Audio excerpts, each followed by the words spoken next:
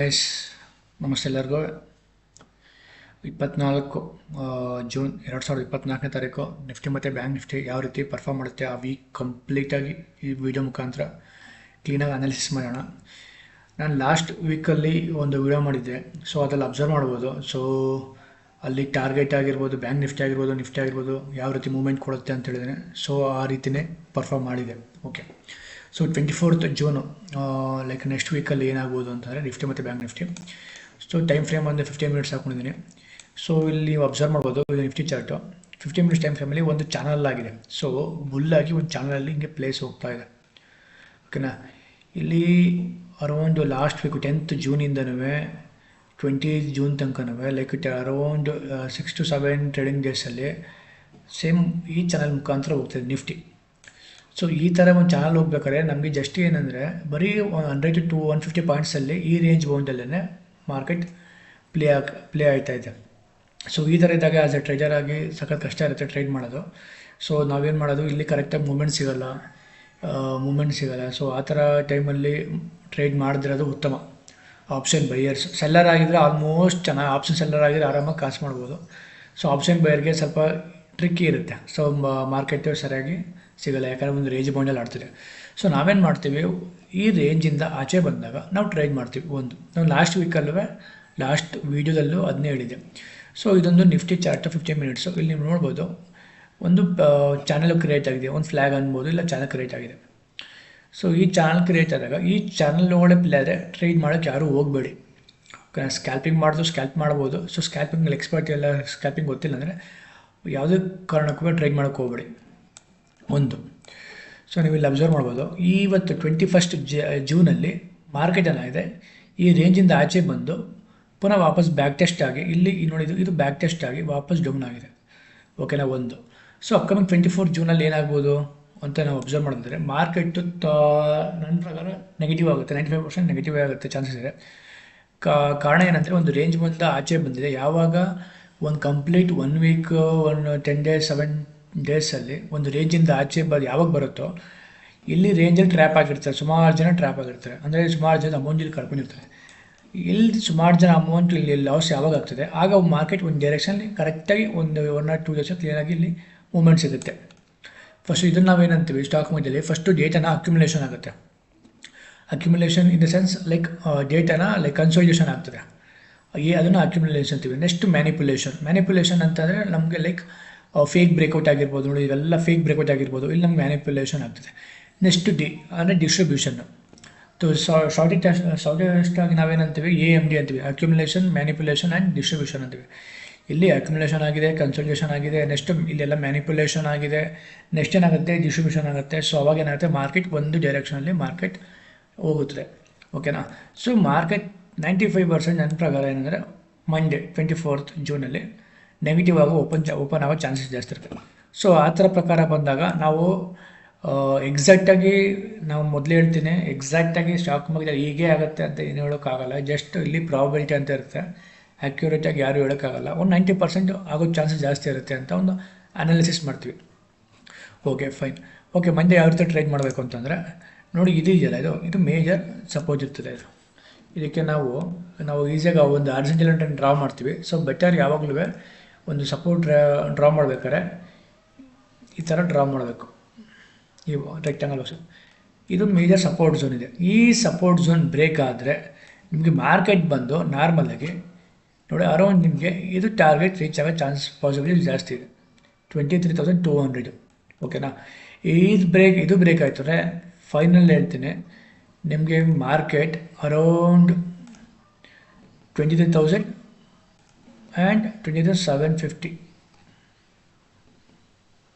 ಇಲ್ಲಿ ತನಕ ಬರೋಕ್ಕೆ ಚಾನ್ಸಸ್ ಜಾಸ್ತಿ ಇದೆ ಅಪ್ಕಮಿಂಗ್ ವೀಕಲ್ಲಿ. ಇನ್ ಕೇಸ್ ಫಾಲ್ ಆದರೆ ಅಪ್ಕಮಿಂಗ್ ವೀಕಲ್ಲಿ ಇಲ್ಲಿ ತನಕ ಬರೋ ಚಾನ್ಸಸ್ ಜಾಸ್ತಿ ಇರುತ್ತೆ. ಫಸ್ಟ್ ಟಾರ್ಗೆಟ್ ಸಿಗುತ್ತೆ.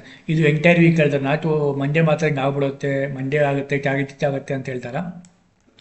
ಫೈನಲ್ ಟಾರ್ಗೆಟ್ ಬಂದು ನನಗೆ 750 ಅಪ್ ಟು 790 750 ತನಕ ಬರೋ ಚಾನ್ಸಸ್ ಜಾಸ್ತಿ ಇದೆ. ಮಾರ್ಕೆಟ್ ಏನಾದರೂ ಬೇರಿಶ್ ಆಯಿತು ಅಂದರೆ ಏನಕ್ಕೆ ಚಾನ್ಸಸ್ ಬೇರಿಶ್ ಆಗಿಬಿಡುತ್ತೆ ಅಂದರೆ, ನೋಡಿ, ಎಲ್ಲರೂ ಇಲ್ಲಿ ಪ್ರಾಫಿಟ್ ಬುಕ್ ಮಾಡಿರ್ತಾರೆ.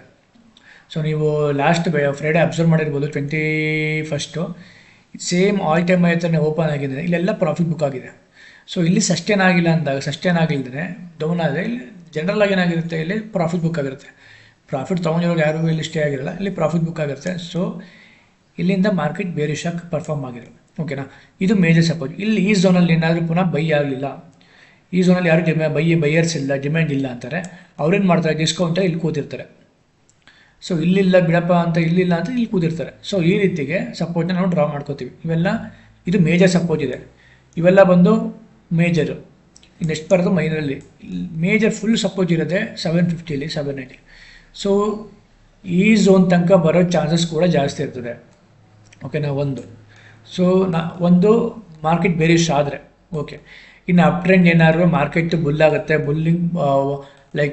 ಬುಲ್ ಆಗುತ್ತೆ, ಅಪ್ ಟ್ರೆಂಡ್ ಹೋಗುತ್ತೆ ಅಂದರೆ ಬೈ ಮಾಡಬೇಕು ಅಂದರೆ ಆಪ್ಷನ್ ಬರೋದು ಈ 665 ಅಂತಿದೆ, 23,655, 23,665 ಇದ್ರ ಮೇಲೆ ಹೋದರೆ ಮಾತ್ರ ನೀವು ಟ್ರೇಡ್ ಮಾಡಿ. ಅಂದರೆ ಆಪ್ಷನ್ ಬೇರೆಯವರು ಕಾಲ್ನ ಬೈ ಮಾಡಿಕೊಡಿ, ಆಪ್ಷನ್ ಸೆಲ್ಲರ್ ಆದರೂ ಕಾಲ್ನ ಪುಟ್ನ ಸೆಲ್ ಮಾಡಿಕೊಡಿ. ಓಕೆನಾ, ಸೊ ಈ ರೇಂಜಲ್ಲಿ ಯಾರು ಟ್ರೇಡ್ ಮಾಡಬೇಡಿ. ಇದನ್ನು ನೋ ಟ್ರೇಡಿಂಗ್ ಝೋನ್ ಅಂತ ಕರಿತೀವಿ. ಇದನ್ನು ನೋ ಟ್ರೇಡ್ ಆಗಲಿ, ಟ್ರೇಡ್ ಮಾಡಬೇಡಿ. ಯೂಶಲಿ ಟ್ರೇಡ್ ಮಾಡಿದಷ್ಟು ಆರಾಮ್ಸೆ ನಿಮಗೆ ಕರೆಕ್ಟಾಗಿ ಪರ್ಫಾರ್ಮ್ ಆಗೋದು ಗೊತ್ತಾಗಲ್ಲ. ಸೊ ಇಲ್ಲಿ ಟ್ರೇಡ್ ಯಾರು ಕೂಡ ಮಾಡೋಕ್ಕೆ ಹೋಗಬೇಡಿ. ಸೊ ಸಿಂಪಲ್, ಇದು ಬ್ರೇಕ್ ಆಯಿತು, ಇಲ್ಲಿ ಬ್ರೇಕ್ ಆಯಿತು ಅಂತಂದರೆ ಟಾರ್ಗೆಟ್ 1, ಟಾರ್ಗೆಟ್ 2, ಟಾರ್ಗೆಟ್ 3, ಟಾರ್ಗೆಟ್ 4. ಇದನ್ನು ಮೊದಲೇ ಹೇಳ್ತಾ ಇದ್ದೀನಿ, ಮಂಡೇನೇ ಆಗುತ್ತೆ ಅಂತ ಏನಿಲ್ಲ, ಟ್ಯೂಸ್ಡೇ ನೆಕ್ಸ್ಟ್ ವೀಕ್ ಪೂರ ಹೇಳ್ತಾ ಇರೋದು. ಫರ್ದರ್ ಏನಾರಿಗೆ ಇತ್ತು ವಿಡಿಯೋ ಇದಿತ್ತು ಅಂದರೆ ನಾವು ಇಂಪಾರ್ಟೆಂಟ್ ಇತ್ತು ಅನ್ಸಿದ್ರೆ ನಾನು ಇನ್ನೊಂದು ವಿಡಿಯೋ ಮಾಡ್ತೀನಿ. ಸೊ ಈ ಥರ ಪರ್ಫಾರ್ಮ್ ಆಗೋ ಚಾನ್ಸ್ ಇರುತ್ತೆ. ಇನ್ನೊಂದು ಏನಾದರೂ ಮಾರ್ಕೆಟ್ ಇದು ಇಲ್ಲಿ ಝೋನ್ ಇತ್ತು, ಇದನ್ನು ನೋ ಟ್ರೇಡಿಂಗ್ ಝೋನು, ಇದನ್ನು ಬರ್ಕೊಂಬಿಡಿ. ಇಲ್ಲಿ ಇದು ನೋ ಟ್ರೇಡಿಂಗ್ ಝೋನು. ಓಕೆನಾ, ಇಲ್ಲಿ ಯಾವುದೇ ಕಾರಣಕ್ಕೂ ಯಾರು ಕೂಡ ಟ್ರೇಡ್ ಮಾಡೋಕ್ಕೆ ಹೋಗಬೇಡಿ. ಇದು ನೋಡಿದ್ರೆ ಇದ್ರೂ ಬೈ ಅಬೋವ್ ಹೋಯ್ತು ಅಂತಂದರೆ ಇಲ್ಲಿ ಸಸ್ಟೇನ್ ಆದರೆ ನೀವು ಪ್ರಾಫಿಟ್ ಬುಕ್ ಮಾಡ್ಕೊಳ್ಳೋಕ್ಕೆ ನೋಡ್ತಾರೆ. ಇದು ಮೇಜರ್. ಓಕೆನಾ, ಇದು ಅಪ್ಕಮಿಂಗ್ ನೆಕ್ಸ್ಟ್ ವೀಕ್ತು. ಸೊ ಈ ಥರ ಈ ಝೋನಲ್ಲಿ ಯಾರೂ ಕೂಡ ಟ್ರೇಡ್ ಮಾಡೋಕ್ಕೆ ಹೋಗಬೇಡಿ ನಿಫ್ಟಿಲಿ. ಓಕೆನಾ, ಸೊ ಏನಿಲ್ಲ, ಮಾರ್ನಿಂಗ್ ಏನು ನೆಕ್ಸ್ಟ್ ಮಾರ್ಕೆಟ್ ಏನಾದ್ರು ಗ್ಯಾಪ್ ಡೌನ್ ಓಪನ್ ಆಗಿತ್ತು, ಇಲ್ಲಿ ಸಸ್ಟೇನ್ ಆದರೆ ಏನು ಮಾಡಿ, ಫುಲ್ಲು ಮಾರ್ಕೆಟ್ನ 1 or 2 ಲಾಟ್ಸ್ ತೊಗೊಳ್ಳಿ, ಜಾಸ್ತಿ ಲಾಟ್ಸ್ನ ಟ್ರೇಡ್ ಮಾಡಬೇಡಿ, ಜಾಸ್ತಿ ಪಾಯಿಂಟ್ನ ಗ್ರ್ಯಾಬ್ ಮಾಡಿ.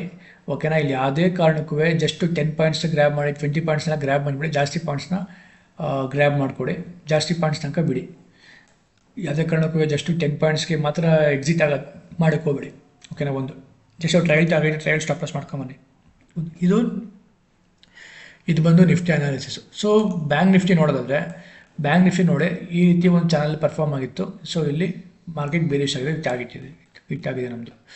ಸೊ ನೀವು ಲಾಸ್ಟ್ ವೀಡಿಯೋ ಪ್ರಕಾರ ನೋಡಿರ್ಬೋದು, ಲಾಸ್ಟ್ ವೀಕಲ್ಲಿ ನಾನು ಮಾರ್ಕೆಟ್ನ 50,250 ಕ್ರಾಸ್ ಆದರೆ ನಿಮಗೆ ಇದು ಟಾರ್ಗೆಟ್ ಉಳಿದೆ 50,900 ತನಕ ಹೋಗುತ್ತೆ ಅಂತ. ಸೊ ಇದು 51,900 ಇರಬಾರ್ದು, ಅಂದರೆ ಅರೌಂಡ್ ನನ್ನ ಟಾರ್ಗೆಟ್ಗಿಂತ 1000 ಪಾಯಿಂಟ್ಸ್ ಅಪ್ ಹೋಗಿತ್ತು. ಓಕೆ, ಈಗ ನಾವು ಬ್ಯಾಂಕ್ ನಿಫ್ಟಿ ನೋಡೋದಾದರೆ, ಬ್ಯಾಂಕ್ ನಿಫ್ಟಿ ಇದು ಮೇಜರ್ ಸಪೋರ್ಟ್ ಇದೆ ಇದು. ಓಕೆನಾ, ಬ್ಯಾಂಕ್ ನಿಫ್ಟಿ ಬಂದು ಇದು ಈ ಪಾಯಿಂಟ್ ಏನಿದೆ ಇದು ಮೇಜರ್ ಸಪೋರ್ಟ್ ಇದೆ ಇದು. ಓಕೆನಾ, ಈ ಮೇಜರ್ ಸಪೋರ್ಟ್ ಏನಾದರೂ ಕ್ರ್ಯಾಕ್ ಆದರೆ ನಿಮಗೆ ಮಾರ್ಕೆಟ್ ಏನಾಗ್ತದೆ, ಪುನಃ ಫಾಲ್ ಆಗೋ ಚಾನ್ಸಸ್ ಜಾಸ್ತಿ. ಎಲ್ಲಿ ತನಕ ಟಾರ್ಗೆಟು 50 ನೋಡಿ ಸಿಕ್ಕಿದೆ. ಓಕೆ, ಫಸ್ಟ್ ಟಾರ್ಗೆಟ್ ಬಂದು ಇದಿರ್ಬೋದು, second target and third target ಇದು, ಫೋರ್ತ್ ಇಲ್ಲಿಗೆ. ಓಕೆನಾ, ಅರೌಂಡ್ ವಾಪಸ್ ಇಲ್ಲಿ ತನಕ ಬರೋ ಚಾನ್ಸ್ ಇದೆ. ಓಕೆನಾ, ಇದು ಫಾಲೋ ಆದರೆ ನಿಮ್ಗೆ ಇಲ್ಲಿ ತನಕ ಬರೋ ಚಾನ್ಸ್ ಇರುತ್ತೆ. ಸೊ ಒಂದು ಅಬ್ಸರ್ವ್ ಮಾಡಿ, ನಿಫ್ಟಿ ಆಗಿರ್ಬೋದು, ಬ್ಯಾಂಕ್ ನಿಫ್ಟಿ ಆಗಿರ್ಬೋದು, ಮಾರ್ಕೆಟ್ ಫಾಲ್ ಆಗಬೇಕಾದ್ರೆ ನೀವು ಒಂದು ಅಬ್ಸರ್ವ್ ಯಾವ ಸ್ಟ್ರಕ್ಚರಲ್ಲಿ ಫಾಲೋ ಆಗ್ತೀವಿ, ಫಾಲೋ ಆಗ್ತಿದೆ ಅಂತ ಅಬ್ಸರ್ವ್ ಮಾಡಬೇಕು. ಲೋರ್ ಈ ಥರ ಫಾಲೋ ಆಗ್ತಿದ್ರೆ ಮಾರ್ಕೆಟ್ಗೆ ನೀವು ನಾರ್ಮಲಾಗಿ ಬಿಟ್ಬಿಡಿ. ಯಾರೂ ಕೂಡ ಪ್ರಾಫಿಟ್ನ ಬುಕ್ ಮಾಡ್ದೇ ಜಸ್ಟ್ ಏನಂತಾರೆ ಮಿನಿಮಮ್ ಲಾಟ್ಸಲ್ಲಿ ಟ್ರೇಡ್ ಮಾಡಿಕೊಂಡು ಹ್ಯೂಜ್ ಪಾಯಿಂಟ್ಸ್ನ ಗ್ರ್ಯಾಬ್ ಮಾಡಿ. ಇದು ಪುಟ್ ಸೈಡ್ಗೆ. ಓಕೆ, ಇನ್ನು ಕಾಲ್ ಸೈಡ್ ಏನಾರ ಇದು ಮಾಡ್ತೀನಿ ಅಂದರೆ ನೀವು ಈ 51,935 ಏನಿದೆ, ನೀವು ಇಲ್ಲಿಂದ ತೊಗೊಳೋದ್ರಿಂದ 52,000 ಮೇಲೆ ಸಸ್ಟೈನ್ ಆದರೆ ಮಾರ್ಕೆಟು, ನೀವೇನೋ ತೊಗೊಂಡ್ರೆ ಉತ್ತಮ. 52,000 ಅಪ್ ಕ್ರಾಸ್ ಆದರೆ ನೀವು ಬುಕ್ ಮಾಡ್ಕೊಬೋದು. ಅಪ್ ಟು ಇಲ್ಲಿ ತನಕ 52,400 ತನಕ ಮಾಡ್ಕೊಬೋದು. ಏನಕ್ಕೆ 500 ಅಲ್ಲ ಅಂದರೆ 500 ಮೇಲೆ ಸೈಕಾಲಜಿ ನಂಬರ್ ಇದೆ, ಅದಕ್ಕೆ ಈಸಿಯಾಗಿ ಟಾರ್ಗೆಟ್ ರೀಚ್ ಆಗೋಲ್ಲ. ಸೊ 400 ತನಕ ರೀಚ್ ಮಾಡ್ಬೋದು. ಇನ್ ಕೇಸ್ ಏನಾದರೂ ಇದು ಕ್ರಾಸ್ ಆದರೆ ಈ ತನಕ ಟಾರ್ಗೆಟ್ ಇರ್ತದೆ. ಸೊ ನನ್ನ ಪ್ರಕಾರ ಕೇಳೋದಾದರೆ ಈ ಝೋನಲ್ಲಿ ಯಾರು ಕೂಡ ಟ್ರೇಡ್ ಮಾಡೋಕ್ಕೆ ಹೋಗಬೇಡಿ. ಯಾಕಂದರೆ ಫುಲ್ಲು ಅಪ್ ಹೋಗಿ ಇಲ್ಲಿ ಒಂದು ರೇಂಜ್ ಬೌಂಡ್ ಕ್ರಿಯೇಟ್ ಆಗ್ತಿದ್ರೆ ಯಾರು ಕೂಡ ಟ್ರೇಡ್ ಮಾಡೋಕ್ಕೆ ಹೋಗಬೇಡಿ. ಸುಮ್ಮನೆ ಲಾಸ್ ಆಗೋ ಚಾನ್ಸಸ್ ಜಾಸ್ತಿ ಇರುತ್ತೆ, ಟೈಮ್ ಡಿಕ್ಕೆ ಹೊಡೆದ್ರೆ ಚಾನ್ಸಸ್ ಜಾಸ್ತಿ ಇರುತ್ತೆ. ಸೊ ಇದು ನಿಫ್ಟಿ ಮತ್ತು bank Nifty next week 24th ಅಲ್ಲಿ ತನಕನಪ್ಪ 24th 28 ತನಕ ಈ ರೀತಿ ಪರ್ಫಾರ್ಮ್ ಆಗೋ ಚಾನ್ಸಸ್ ಜಾಸ್ತಿ ಇದೆ. ಓಕೆನಾ. ಮಾರ್ಕೆಟು ಬಂದು ನೆಗೆಟಿವ್ ಇದೆ ನನ್ನ ಪ್ರಕಾರ. ಸೊ ನ್ಯಾಸ್ಡ್ಯಾಕ್ ಇರ್ಬೋದು, ಡೌ ಜೋನ್ಸ್ ಇರ್ಬೋದು, US ಮಾರ್ಕೆಟ್ ಇರ್ಬೋದು, ಯುರೋಪಿಯನ್ ಮಾರ್ಕೆಟ್ ಇರ್ಬೋದು, ಆಲ್ಮೋಸ್ಟ್ ಎಲ್ಲ ಸ್ವಲ್ಪ ನೆಗೆಟಿವ್ ಇದೆ ಒಂದು. ಮತ್ತು ಇನ್ನೊಂದು ಏನಂದರೆ ನಮ್ಮದು ಎಲ್ಲ ಆಲ್ ಟೈಮ್ ಹೈ ಆಗಿರೋ ಕಾರಣ ಸ್ವಲ್ಪ ಪ್ರಾಫಿಟ್ ಬುಕ್ ನಡೀತಾ ಇದೆ. 2 or 3 ಡೇಸಲ್ಲೆಲ್ಲ ಪ್ರಾಫಿಟ್ ಬುಕ್ ಆಯ್ತಾ ಇದೆ. ಸೊ ಈ ಥರ ಇದ್ದಾಗ ಆಲ್ಮೋಸ್ಟು ಯಾರು ಕೂಡ ಸದ್ಯಕ್ಕೆ ಇನ್ವೆಸ್ಟ್ಮೆಂಟ್ ಬರ್ತೀನಿ ಅಂದರೆ ಇನ್ವೆಸ್ಟ್ಮೆಂಟ್ ಯಾರು ಮಾಡೋಕ್ಕೆ ಹೋಗಬೇಡಿ. ಸ್ವಲ್ಪ ಇನ್ನೂ ಬೈ ಆನ್ ಡಿಪ್ ಅಂತೀವಲ್ಲ, ಇನ್ನೂ ಸ್ವಲ್ಪ ಡಿಪ್ಪಲ್ಲಿ ಬರುತ್ತೆ, ಆವಾಗ ಇನ್ವೆಸ್ಟ್ಮೆಂಟ್ ಮಾಡಿಕೊಡಿ. ಆಪ್ಷನ್ ಟ್ರೇಡರ್ಸ್ ಆದವರು ಸ್ವಲ್ಪ ನೀವೇನು ಮಾಡಿಕೊಡಿ, ಸ್ವಲ್ಪ ವೆಯ್ಟ್ ಮಾಡಿ. ಇಲ್ಲಿ ನಿಮಗೆ ಲೋಯೆಸ್ಟ್ ಪ್ರೈಸಲ್ಲಿ ನಿಮಗೆ ಬೈ ಮಾಡೋ ಚಾನ್ಸಸ್ ಜಾಸ್ತಿ ಇರುತ್ತೆ. ಸೊ ಕಾಲ್ ಬೈ ಮಾಡ್ತೀನಿ, ಆಪ್ಷನ್ ಕಾಲ್ ಬೈ ಮಾಡ್ತೀನಿ, ಆಪ್ಷನ್ಸ್ ಎಲ್ಲರೂ ಅಪ್ ಟ್ರೆಂಡ್ ಹೋಗುತ್ತೆ ಅಂತ ಥಿಂಕ್ ಮಾಡ್ತಿದ್ರೆ ಸ್ವಲ್ಪ ವೆಯ್ಟ್ ಮಾಡಿ ಟ್ರೇಡ್ ಮಾಡಿ. ಓಕೆ, ಈ ವಿಡಿಯೋ ಇಷ್ಟ ಆಗಿದ್ದರೆ ವಿಡಿಯೋನ ಲೈಕ್ ಮಾಡಿ, ಶೇರ್ ಮಾಡಿ ಆ್ಯಂಡ್ ಸಬ್ಸ್ಕ್ರೈಬ್ ಮಾಡ್ಕೊಳ್ಳಿ ಚಾನಲ್. Thank you.